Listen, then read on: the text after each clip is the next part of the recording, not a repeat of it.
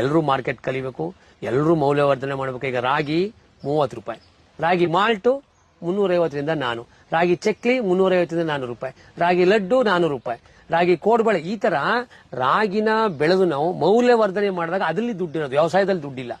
ಮೌಲ್ಯವರ್ಧನೆ ಮಾಡಿ ಮಾರಾಟ ಮಾಡಲು ದುಡ್ಡಿದೆ. ಹಾಗಾಗಿ ಅರ್ಶಿನ ಟನ್ ಕ್ವಿಂಟಾಲ್ಗೆ 10,000, ಅದೇ 100 ಗ್ರಾಮ್ ಅರ್ಶಿನ ಪುಡಿಗೆ 50 ರೂಪಾಯಿ 100 ಗ್ರಾಮಿಗೆ, ಅಂದ್ರೆ 50,000 ರೂಪಾಯಿ ಕ್ವಿಂಟಾಲ್ಗಾಯ್ತು. ನೋಡಿ ಎಷ್ಟು ದುಡ್ಡು ಹೋಗ್ತದೆ. 1 ಕ್ವಿಂಟಾಲ್ಗೆ 10,000, ಅದನ್ನು ಪುಡಿ ಮಾಡಿ ಮಾಡಿದ್ರೆ 50,000, 40,000 ಡಿಫರೆನ್ಸ್ ಆಗೋಯ್ತು. ಇಲ್ಲಿ 30 ರೂಪಾಯಿ ರಾಗಿ ಮಾಲ್ಟ್ ಪೌಡರ್ ಮಾಡಿದ್ರೆ 350 ರೂಪಾಯಿ. ನೋಡಿ 35,000 ಆಯ್ತು. 3,000 ಇಲ್ಲಿ 35,000. ಹಾಗಾಗಿ ಮೌಲ್ಯವರ್ಧನೆ ಮಾಡಿ ಮಾರ್ಕೆಟ್ ಮಾಡಿದಾಗ ನಮ್ಗೆ ಅದು ಅವ್ರಿಗೆ ನೀವು ಕೊಡೋದು ಒಳ್ಳೆ ಆಹಾರ ಕೊಡ್ತಾ ಇಲ್ಲ, ಕೆಟ್ಟದ್ದು ಕೊಡ್ತೀರಾ. ನಾವು ಪರಿಶುದ್ಧವಾಗಿ ಕೊಡೋದ್ರಿಂದ ಇನ್ನೂ ಜಾಸ್ತಿ ನಾವು ಮಾರಾಟ ಮಾಡ್ಬೋದು. ನಾವು ಹಾಗಾಗಿ ಮಾಡಿದಾಗ ಮೌಲ್ಯವರ್ಧನೆನ ನಾವು ಮಾಡೋದು ಕಲ್ತ್ಕೊಂಡು ಜೊತೆಗೆ ನಾವು ಗುಂಪಾಗಿ ನಾವು ಮಾರ್ಕೆಟ್ನ ಹಿಡಿಬೇಕು ಅಂತ ನಾನು ಕೇಳ್ಕೊತಾ ಇದ್ದೀನಿ ಸರ್. ಹಾಗಾಗಿ ರೈತರು ನಾವು ಉಳ್ಕೊತೀವಿ.